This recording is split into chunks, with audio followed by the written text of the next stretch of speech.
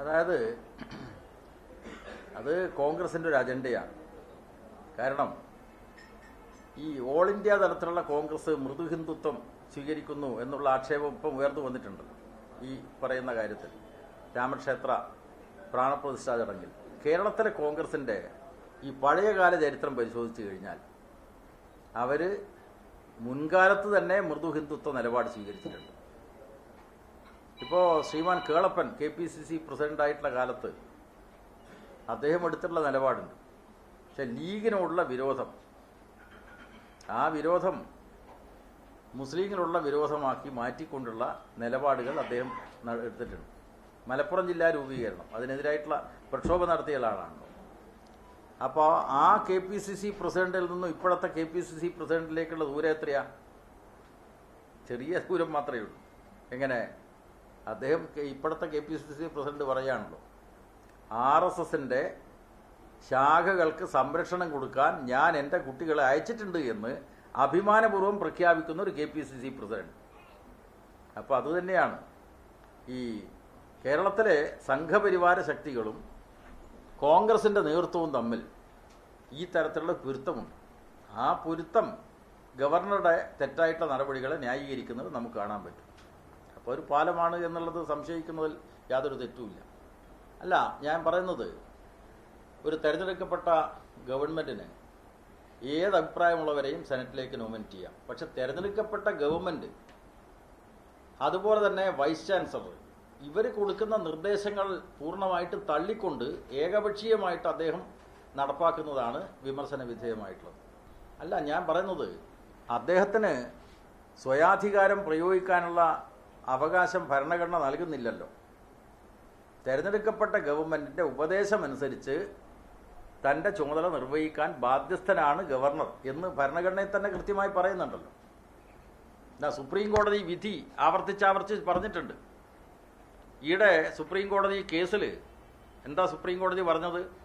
ആ പഞ്ചാബിലെ ഗവർണറെ സംബന്ധിച്ച് വന്നിട്ടുള്ള കേസിൽ എന്താണോ വിധി, ആ വിധിന്യായം ഒന്ന് വായിച്ചു നോക്കണമെന്നാണ് നമ്മുടെ കേരളത്തിലെ ഗവർണറോട് പറഞ്ഞത്. എന്ന് പറഞ്ഞാൽ തിരഞ്ഞെടുക്കപ്പെട്ട ഗവൺമെൻറ്റിനെ തള്ളിക്കൊണ്ടുള്ള നിലപാടുകൾ ഗവർണർമാർ സ്വീകരിക്കുന്നത് ശരിയല്ല എന്ന് സുപ്രീം കോടതി വ്യക്തമായി പറഞ്ഞിട്ടുണ്ട്. ഇവിടെ തിരഞ്ഞെടുക്കപ്പെട്ട ഗവൺമെൻറ് ഉണ്ട്, അതിനപ്പുറം സ്വന്തം തോന്നലുകളെ അടിസ്ഥാനപ്പെടുത്തി ഗവർണർക്ക് ഇടപെടാൻ പറ്റില്ല. അതിൻ്റെ ഭരണഘടനാപരമായിട്ടുള്ള ചട്ടക്കൂടിനകത്ത് നിന്നിട്ടേ ഇടപെടാൻ പറ്റും. അല്ല, അതിലിപ്പോൾ കമ്മ്യൂണിസ്റ്റുകാരുടെ നിലപാടിനെ കിട്ടുന്ന വോട്ടിനെ അടിസ്ഥാനപ്പെടുത്തി മാത്രം വിലയിരുത്താൻ പറ്റില്ല. ഇപ്പം ചില തെരഞ്ഞെടുപ്പിൽ നമ്മൾ തോറ്റു എന്നുള്ളതുകൊണ്ട് നമ്മുടെ നിലപാട് എല്ലാം തെറ്റാണെന്ന് വരുന്നില്ല. അപ്പം നിലപാടാണ് പ്രധാനം. ഇന്ന് രാജ്യത്തിലെ CPM-ഉം ഇടതുപക്ഷവും സ്വീകരിക്കുന്ന നിലപാടാണ് ഈ രാജ്യത്തിലെ ജനാധിപത്യത്തെയും മതനിരപേക്ഷതയും സംരക്ഷിക്കാൻ ഉതകുന്നത് എന്ന കാര്യത്തിൽ ആർക്കെങ്കിലും സംശയമുണ്ടോ? നിങ്ങൾ ഉന്നയിക്കൂ. സുധാകരൻ എന്താ പറഞ്ഞതെന്നുള്ളത് എനിക്കറിയില്ല. പക്ഷേ രാജ്യത്തിലെ ഇടതുപക്ഷം ഇപ്പോൾ ഈ പ്രാണപ്രതിഷ്ഠാ ചടങ്ങ് വന്നല്ലോ, അതിന് ക്ഷണം കിട്ടി സീതാറാം യെച്ചൂരിക്ക്. ശങ്കയുടെ പ്രശ്നം ഉണ്ടായില്ലല്ലോ, ദൃഢമായിട്ടുള്ള നിലപാട് സ്വീകരിച്ചു. അപ്പോൾ 4 വോട്ടിനേക്കാളും സീറ്റിനേക്കാളും പ്രധാനം ഈ രാജ്യത്തിൻ്റെ നിലനിൽപ്പാണ് എന്നുള്ള ദൃഢമായിട്ടുള്ള നിലപാടെടുക്കുന്നതാരാ? CPIM, ഇടതുപക്ഷങ്ങൾ.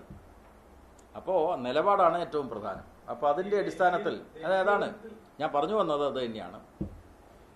അതായത് ചിലർ പറയുന്നത്, ചില ലിബറൽ ചിന്താഗതിക്കാർ പറയുന്നത് കോൺഗ്രസ് വല്ലാതെ വിഷമവൃത്തത്തിലാണ്, അതുകൊണ്ട് സോണിയാഗാന്ധി വ്യക്തിപരമായി പോയിക്കോട്ടെ, ഖാർഗെ വ്യക്തിപരമായി പോയിക്കോട്ടെ, രാഹുൽ ഗാന്ധി വ്യക്തിപരമായി പോയിക്കൊള്ളട്ടെ. എന്തിലേക്കാണ് അവർ തലവെച്ചു കൊടുക്കുന്നത്? ഇതാണ് ഈ രാജ്യത്തിലെ ജനങ്ങളെ, ഇന്ത്യയുടെ ഭരണഘടന പറയുന്ന ആദ്യത്തെ വാക്കുണ്ടല്ലോ, വി, നാം എന്നതിനെ വിഭജിച്ച് പരസ്പരം വിദ്വേഷം നടത്തിക്കൊണ്ട്, വിദ്വേഷ പ്രചരണം നടത്തിക്കൊണ്ട് ശത്രുപക്ഷത്ത് നിർത്തുന്ന ആ നിലപാടിന് തലവെച്ച് കൊടുക്കാൻ പാടില്ല. അപ്പോൾ നിലപാടുകൾ ദൃഢമായിട്ടുണ്ടാവണം. ആ നിലപാടെടുക്കുന്നത് രാജ്യത്തിലെ ഇടതുപക്ഷമാണ് തീർച്ചയായിട്ടും. അതായത് കമ്മ്യൂണിസ്റ്റുകാർ ജനങ്ങളോട് നല്ല വിനീത വിധേയരായിരിക്കണം. അതാണ്, ജനങ്ങളുമായിട്ടുള്ള ബന്ധം ദൃഢതരമാക്കണം. അതിലെന്തെങ്കിലും പോരായ്മ വന്നിട്ടുണ്ടെങ്കിൽ അതത് സ്ഥലത്ത് ചർച്ച ചെയ്യും, പരിഹരിക്കും.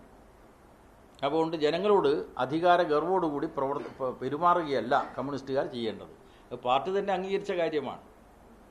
അതനുസരിച്ച് എവിടെയെങ്കിലും പോരായ്മ വരുന്നുണ്ടെങ്കിൽ, തെറ്റ് വരുന്നുണ്ടെങ്കിൽ അത് പരിശോധിക്കാൻ ആ പാർട്ടിക്കകത്ത് തെറ്റ് തിരുത്തൽ പ്രസ്ഥാനം, ആ കറക്ഷണൽ പ്രോസസ്സ് നിരന്തരമായി നടന്നുകൊണ്ടിരിക്കുന്ന പാർട്ടിയാണ് കമ്മ്യൂണിസ്റ്റ് പാർട്ടി.